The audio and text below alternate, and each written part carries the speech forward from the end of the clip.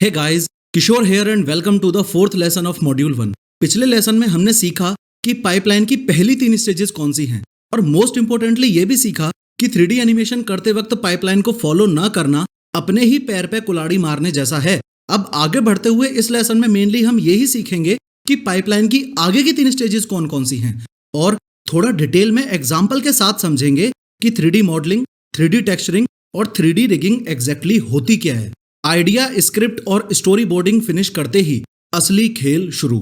अब आपको यह भी पता होना चाहिए कि आइडिया, स्क्रिप्ट और स्टोरी बोर्डिंग इस पाइपलाइन की प्री प्रोडक्शन स्टेजेस हैं। प्री प्रोडक्शन यानी प्रोडक्शन से पहले, या फिर दूसरे शब्दों में यूं कह लो कि अभी तक आपने असली प्रोडक्शन तो शुरू किया ही नहीं है, क्योंकि आइडिया और स्टोरी बोर्डिंग तो ऐसी चीजें थी जो ऑफलाइन किसी नोटबुक में या आपके स्मार्टफोन में भी हो सकती थी। असली खेल तो अब शुरू होगा जब आप 3D मॉडलिंग शुरू करोगे और इस स्टेप 4 से ही ये माना जाएगा कि आपने प्रोडक्शन शुरू कर दिया है। एनीवेज, स्टेप 4 है 3D मॉडलिंग। एकदम बेसिक से मैं आपको बताऊं कि ये 3D मॉडल क्या होता है, तो इस बात को ऐसे समझो कि किसी भी ऑब्जेक्ट का रिप्रेजेंटेशन अगर हम 3 डायमेंशन में करें और वो भी किसी स्पेशलाइज्ड सॉफ्टवेयर को यूज करके, तो उस रिप्रेजेंटेशन को 3D मॉडल बोला जाता है।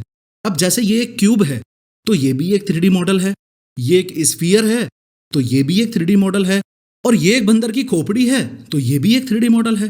अगर रियल लाइफ एग्जांपल से आपको समझाऊं, ये एक गन का 3D मॉडल है क्योंकि ये एक गन के शेप और साइज को रिप्रेजेंट कर रहा है।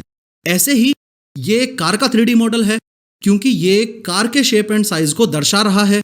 इसी तरीके से ये एक ट्री का 3D मॉडल है, ये एक घर का 3D मॉडल है, एक्सेट्रा एक्सेट्रा। अब अगर हमारे केस में देखा जाए तो हमें ये गाड़ी की 3D मॉडलिंग करनी पड़ेगी, या फिर यूं कह लो कि हमें इस आम आदमी की 3D मॉडलिंग करनी पड़ेगी। अब इस master 3D with professor course का जो 3rd मॉड्यूल है वो पूरा का पूरा मैंने आपको मॉडलिंग सिखाने के लिए ही डेडिकेट किया है। 3D मॉडलिंग के बाद स्टेप 5 है 3D टेक्सचरिंग। अब ये जो गन का 3D मॉडल है, अगर इस पर लाइट पड़ती है तो ये कैसा दिखेगा, इस डिसीजन को लेने के लिए ही 3D टेक्सचरिंग की स्टेज है। यानी कि ये हमको खुद को डिसाइड करना पड़ेगा कि ये गन रेड कलर की होगी, ब्लू कलर की होगी, पिंक कलर की होगी, येलो कलर की होगी, ग्रीन कलर की होगी, या फिर ये गन एक लकड़ी यानी कि वुड की होगी, लोहा यानी कि आयरन की होगी, ग्लास यानी कि कांच की होगी, रबर की होगी या प्लास्टिक की होगी, या फिर मोदी की होगी, राहुल गांधी की होगी, ब्रेनरिग स्टूडियोज की होगी, या फिर यूट्यूब की होगी। इन शॉर्ट, किसी भी ऑब्जेक्ट पर लाइट पड़ने पर वो ऑब्जेक्ट कैसा दिखाई देगा, ये डिसाइड करना आपका काम है, और वो भी 3D टेक्सचरिंग की हेल्प से। इस कोर्स के मॉड्यूल 4 का यही टारगेट है कि आपको बड़ी आसानी से कैसे 3D टेक्सचरिंग सिखाई जाए। अब जैसे ही 3D टेक्सचरिंग करके आपने ये डिसाइड कर लिया कि आपको ये गाड़ी ऐसी दिखानी है और आपका ये आम आदमी ऐसा दिखाई देगा, तो अगली स्टेज है रिगिंग की।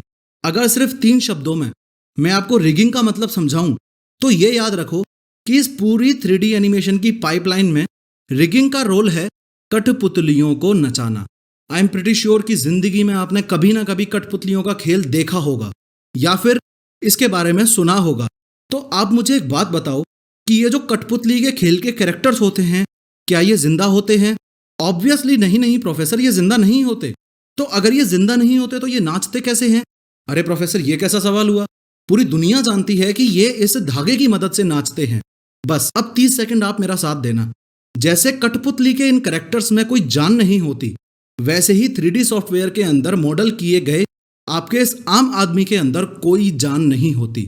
और जैसे ये कठपुतली के खेल के कैरेक्टर्स धागे से नाचते हैं, वैसे ही ब्लेंडर के अंदर ये आम आदमी भी किसी चीज से नाचता है या मूवमेंट करता है या चलता है या दौड़ता है, और ब्लेंडर में उस चीज को बोला जाता है आर्मेचर या बोन, यानी कि हड्डी। अब देखो, अगर इस आम आदमी के हाथ में मैंने बोन लगा दी तो मैं हाथ को हिला सकता हूं, पैर में लगा दी तो पैर को हिला सकता हूं, और सिर में लगा दी तो सिर को हिला सकता हूं। इसी प्रकार इस गाड़ी में, इस डोर में ब्लेंडर की मदद से बोन लगा दी तो मैं इस डोर को ओपन या क्लोज कर सकता हूं, और अगर टायर में ये हड्डी लगा दी तो गाड़ी के टायर को रोटेट कर सकता हूं, एक्सेट्रा एक्सेट्रा।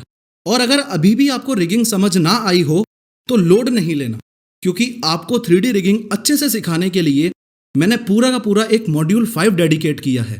थोड़ा सा डिटेल में बात करते हुए इस लेसन में मेनली हमने यही सीखा कि किसी सॉफ्टवेयर को यूज करके 3D में कोई शेप बनाना ही 3D मॉडलिंग कहलाता है। अब वो शेप कुछ भी हो सकता है, कार, गन, ट्री या फिर कुछ और। इसके अलावा हमने ये भी समझा कि वो 3D मॉडल कैसा दिखेगा, ये हमको ही डिसाइड करना होता है, और वो भी 3D टेक्सचरिंग करके। और कठपुतली के एग्जाम्पल की मदद से हमने ये भी समझा कि रिगिंग एग्जैक्टली किसे बोला जाता है। अगली वीडियो में हम ये समझेंगे कि रिगिंग की अगली स्टेज यानी कि 3D एनिमेशन कैसे किया जाता है, और ब्लेंडर के अंदर लाइटिंग वैसे ही होती है जैसे असल जिंदगी में, या फिर मामला कुछ और ही है।